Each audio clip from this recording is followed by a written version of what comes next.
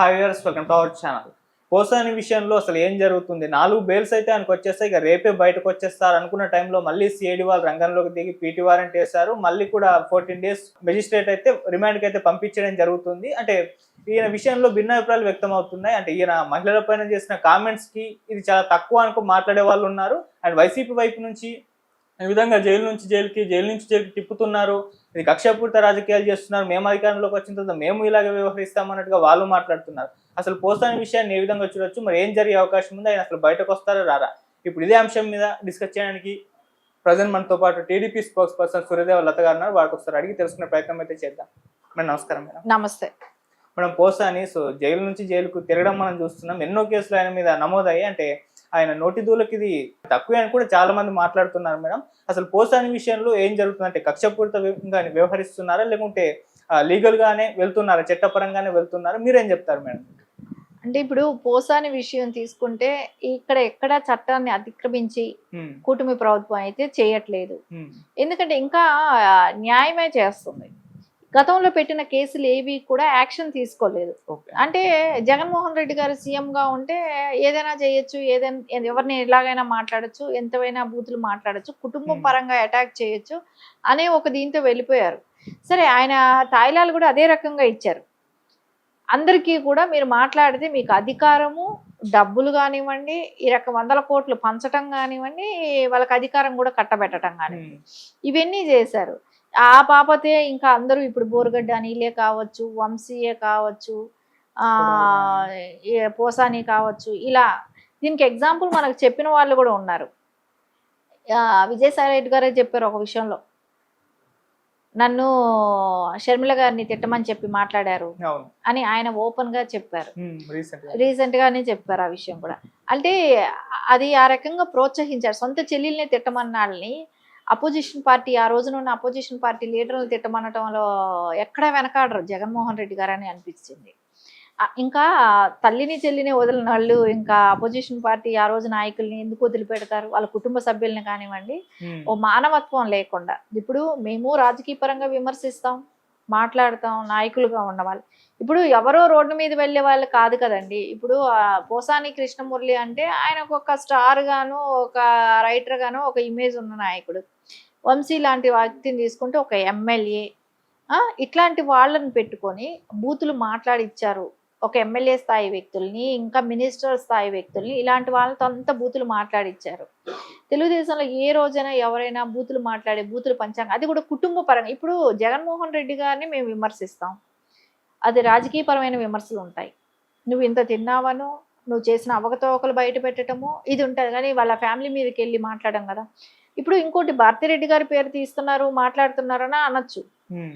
ఎందుకంటే అక్కడ మేమే కాదండి, షర్మిల గారు కూడా అంటున్నారు, షర్మిల గారు కూడా మాట్లాడుతున్నారు. ఎందుకంటే మొత్తం ఆవిడే హ్యాండిల్ చేస్తారు అనేది. సరే, ఇంకొకటి ఏంటంటే గవర్నమెంట్ వర్క్స్ ఆవిడ తీసుకుంటున్నారు. గవర్నమెంట్ వర్క్స్ ఆవిడ తీసుకుంటున్నారు కాబట్టి ఆవిడ మీద కూడా విమర్శించాల్సి వస్తుంది. సో ఓన్లీ ఫ్యామిలీ పరంగా అయితే మేము మాట్లాడాం. ఇప్పుడు అట్లాగే అనుకుంటే పిల్లలు ఉంటారు, వాళ్ళ పిల్లల గురించి మాట్లాడకూడదు కదా. వాళ్ళకి సంబంధం లేదు, ఏదో చదువుకుంటున్నారు, ఎక్కడో ఉన్నారు, వాళ్ళ పిల్లల గురించి మాట్లాడటం అనేది ఎవరు మాట్లాడినా తప్పు, అది ఖండించాలి. సో రేపు పొద్దున వాళ్ళు మాట్లాడినా అట్లా ఫ్యామిలీలో ఆడపిల్లల దగ్గర వరకు అనేది వెళ్ళకూడదు. సో రాజకీయ విభేదాలు వేరు ఉంటాయి. సో రాజకీయపర సిద్ధాంతాలు నచ్చకపోవచ్చు, దాని గురించి విమర్శించవచ్చు. ప్రజలది సొమ్ము, అంటే ఒక రాష్ట్రానికి సంబంధించిన సొమ్ములు తిన్నప్పుడు దాని గురించి అడగచ్చు, అడిగే రైట్ ప్రతి ఒక్కరికి ఉంటుంది. నార్మల్ పబ్లిక్ ఓటు వేసిన ప్రతి వ్యక్తికి ఉంటుంది, అంతవరకు ఓకే. కానీ బూతుల పంచాంగం మాట్లాడిచ్చి పోసాని కృష్ణమురళి గారికి తెలీదా? ఆయన జైలుకి వెళ్ళిన తర్వాత చెప్పే స్టేట్మెంట్ ఏముంది, నాకు తెలీదు, మర్చిపోయానని చెప్పినా కూడా తర్వాత సజ్జల గారు ఫస్ట్ టైం వెళ్ళినప్పుడు అదే చెప్పాడు, నాకు తెలీదు, మర్చిపోయాను, ఇలాంటి మాటలు చెప్పాడు, గుర్తులేదు అని చెప్పాడు. తర్వాత సజ్జల భార్గవ్ రెడ్డి మీడియా పరంగా నేను మాట్లాడిందంతా కూడా ఎక్కడ కట్స్ కావాలో అక్కడ వేసుకున్నారు, మాట్లాడారు. ఇదంతా స్క్రిప్ట్ నాకు సజ్జల దగ్గర నుంచే వస్తుంది. సజ్జల రామకృష్ణారెడ్డి నాకు స్క్రిప్ట్ పంపుతాడు, ఆ స్క్రిప్ట్ని నేను మాట్లాడాలి, దాని కటింగ్లు ఎడిటింగ్లు చేసి వేసుకునేది సజ్జల భార్గవ్ రెడ్డి. సో ఇది ఆయన ఇచ్చిన స్టేట్మెంట్. అంటే ఇది ప్రతి ఒక్కళ్ళకి కూడా స్క్రిప్ట్ పంపుతున్నాడు ఆయన. సో ప్రజలందరికీ ఇప్పుడు ఓపెన్గా, అంటే ఆ రోజున ఒక సీఎంగా ఉన్న స్థాయి నీ పార్టీలో వ్యక్తులు మాట్లాడుతుంటే ఖండించి ఉండాలి. మాట్లాడటం తప్పు, కుటుంబ పరంగా వెళ్ళి మాట్లాడకండి అని చెప్పు ఉండాలి. అలా చెప్పలేదు. చెప్పకపోగా ఎంకరేజ్ చేశాడు. దాన్ని సోషల్ మీడియాలో ప్రచారం చేశాడు. సొంత ఛానల్లో కూడా వేశారు. ఏది బోరగడ్డ అనిల్ లాంటి వాళ్ళు షర్మిల గురించి మాట్లాడితే షర్మిల గారి గురించి మాట్లాడింది కూడా వేశారు. అంటే మీకంటే విలువలు లేదు, సొంత చెల్లినైనా మాట్లాడిస్తారు, తల్లినైనా మాట్లాడిస్తారు. మిగతా వాళ్ళకు కూడా అందరికీ విలువలు లేకుండా ఉంటాయా? అందరినీ తిట్టించడమేనా మీ పని? సో మనోభావాలు ఎవరికైనా ఒకటే కదా. సో పార్టీలో ఉన్న వాళ్ళకి మనోభావాలు ఉండవా? సో వాళ్ళు కేసులు పెట్టారు. ఆ కేసులకి ఈ రోజున అరెస్ట్ అవుతున్నారు. ఒక చోట బెయిల్ వచ్చింది అనుకోండి, ఇంకో చోట కేసు అనేది ఉన్నప్పుడు ఆబ్వియస్లీ అటెండ్ అవ్వాలి. జడ్జిల దగ్గరికి వెళ్ళి నేను సూసైడ్ చేసుకుంటాను, నాకు అనారోగ్య సమస్యలు అన్ని మాట్లాడినప్పుడు సూసైడ్ చేసుకుంటానని అన్నప్పుడు ఈరోజు నేను సూసైడ్ చేసుకుంటాను నన్ను వదిలేయండి అని అంటే భయపడతారా జడ్జిలు? అలా అనుకుంటే ప్రతి వాళ్ళు కేసులు హత్యలు చేస్తారు, కబ్జాలు చేస్తారు, అన్నీ చేస్తారు. నాకు హెల్త్ బాగోలేదు, నన్ను సూసైడ్ చేసుకుంటాను, మీరు ఇలాంటి చంపేయండి అని మాట్లాడితే జడ్జిలు వదిలేస్తారు అందరినీ? తప్పు చేసిన వాళ్ళందరూ పశ్చాత్తాపడతారు. ఒక ఎండ్ ఆఫ్ ద టైం వచ్చినాక, ఒక టైం వచ్చినప్పుడు చేసింది తప్పే కదా, అందుకే ఈరోజు ఈ శిక్ష పడుతున్నానని ఎవరైనా ఫీల్ అవుతారేమో, కాదనట్లేదు.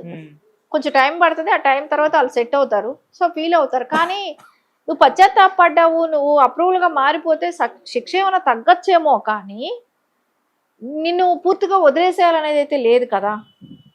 సరే ఇప్పుడు ఒక కేసు పెట్టారు, బెయిల్ తెచ్చుకుంటాం, ఇంకొక కేసుకి వెళ్తాం, మళ్ళీ వచ్చిందనుకో పీటీ వారెంట్, అంటే వేరే స్టేషన్లో ఉన్నప్పుడు ఆ పోలీసుల బాధ్యత కూడా ఉంటుంది కదా. అందుకని ఒకవేళ మళ్ళీ అరెస్ట్ చేయొచ్చు.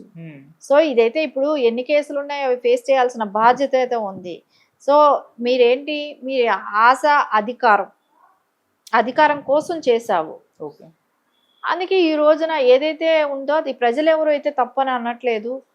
ఒక్క వైసీపీ నాయకులు ఒక్కటే ఇది కక్షపూరితం అంటున్నారు. కక్షపూరితం ఎక్కడో చెప్పాలి. కక్షపూరితం అంటే నారా చంద్రబాబు నాయుడు గారిని అరెస్ట్ చేసింది కక్షపూరితం, రఘురామ కృష్ణంరాజు గారిని అరెస్ట్ చేసింది కక్షపూరితం, అచ్చెన్నాయుడు గారిని అరెస్ట్ చేసింది ఆ కక్షపూరితం, మహిళలందరినీ ట్రోల్ చేయటం, పోస్టులు పెట్టించటం ఇది కక్షపూరితం.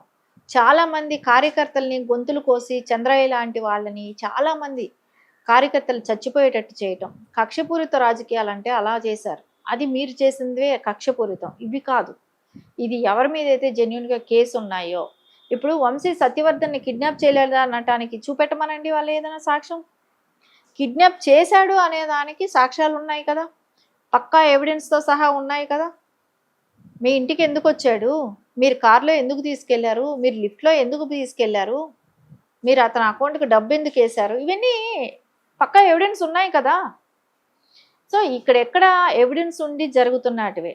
సో ఎవిడెన్స్ ఉండి ఎవరైనా కేసు పెట్టినప్పుడు అయితే యాక్షన్ తీసుకోవాలి. పెండింగ్లో ఉన్న కేసులు కూడా అప్పుడు మీరు యాక్షన్ తీసుకోలేదు, ఇప్పుడు యాక్షన్ జరుగుతుంది, అంతే తేడా. ఎవరిని కూడా ఇక్కడ కక్షపూరిత రాజకీయాలు చేసింది ఏమీ లేదు. ఆ చట్టం తన పని చేసుకుపోతుంది. ఒకవేళ పోసాని కృష్ణమురళి లాంటి వాళ్ళు మాట్లాడిన మాటలకి ప్రజల్లో నుంచి ఎలాంటి స్పందన లేదు. ఒక ఇండస్ట్రీ నుంచే కావచ్చు, ప్రజల్లో మహిళలు ఉంటారు కదండి, వయా మీడియా మహిళలు ఎవరైనా ఉంటాయి. ఇప్పుడు న్యూట్రల్ ఓట్ బ్యాంక్ కొన్ని ఉంటుంది, ఎక్కడైనా సరే ఉంటుంది కదా, అలాంటి వాళ్ళని మీరు కనుక్కోండి. ఆయన మాట్లాడిన వీడియో చూపెట్టి ఇది తప్ప రైటా, ఈ రోజు ఆయన ఈ మాట అంటున్నాడు, గతంలో చేసిన పని ఇప్పుడు మాట్లాడుతున్న పని, ఈ రెండు వివరించండి. వివరించినప్పుడు వాళ్ళ దగ్గర నుంచి ఎలాంటి సజెషన్ వస్తుంది అనేది మీరు ఆలోచించి. ఎవ్వరూ కూడా తప్పనైతే అనట్లేదు, సింపతి అయితే ఎక్కడా రాలేదు. మీకు చూడండి, జగన్మోహన్ రెడ్డి అని ఎక్కడైనా వెళ్ళాడా పరామర్శకి? ఎక్కడా వెళ్ళలా. ఎందుకు వెళ్ళలేదు? వాళ్ళ వైఫ్తో ఏదో ఒకటిసారి మాట్లాడుతూ ఒక 2 నిమిషాలు వీడియో తీసుకొని అది సాక్షి మీడియాలో వేసుకోవడానికి కంటెంట్ ఇచ్చుకున్నాడు. నేను మీకోసం పనిచేస్తున్నాను, వైసీపీ నాయకుల కోసం నేను అండగా ఉంటానని. సో ఎవరి గురించి పట్టించుకుంటున్నాడు?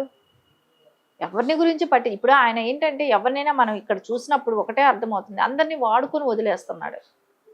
ఎవరి కోసం ఆయన ఏం పని చేయట్లా. ఆయన సొంతంగా ఆయన ఎంతసేపు ఆయనకి ఎట్లా అనిపిస్తుంది అంటే, నా కోసం వాళ్ళు ఎంతవరకు పని చేయగలుగుతారు అంతవరకు పని చేయించుకోవటమా, వాళ్ళకేమైనా బాధలు వస్తే వదిలేసేయటమా, అంతే. ఇప్పుడు మనకు ఎగ్జాంపుల్ చాలా మందిని చూసాం, కుటుంబ సభ్యుల్లోనే ఉన్నారు కదా. ఇంకా మళ్ళీ తిప్పి వెళ్తే ఆ టాపిక్కి వెళ్ళిపోతూ ఉంటాం. కానీ ఆ కుటుంబ సభ్యుల్ని ఎంతవరకు వాడుకొని వదిలేశారో చూసాము. ఇప్పుడు విజయసాయి రెడ్డి లాంటి వాళ్ళు వచ్చి బయటపడి చెప్తున్నారు. సో అందరివి వింటూనే ఉన్నాం. బాలినేని గారు, చాలా మంది వాళ్ళ పార్టీ నుంచి వీడిపోయిన వాళ్ళందరూ మాటలు అవే కదా.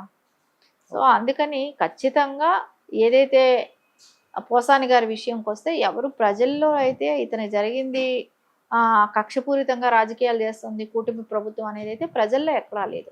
మేడం ఫస్ట్ వర రవీంద్ర రెడ్డి, బోరుగడ్డ, తర్వాత వంశీ, ఇప్పుడు రీసెంట్ గా చూస్తే పోసాని, ఇప్పుడు నెక్స్ట్ రోజా గారే అంటున్నారు. ఎందుకంటే ఏసీబీ విచారణకు కూడా ఆడుదాం ఆంధ్రలో అవకతవకలు జరిగాయని చెప్పేసి విచారణకు కూడా ఆదేశించారు. ఇక రేపు మాపు అని అంటున్నారు. మరి రోజా గారు వస్తే అవకాశం ఏమన్నా ఉందంటారు మేడం?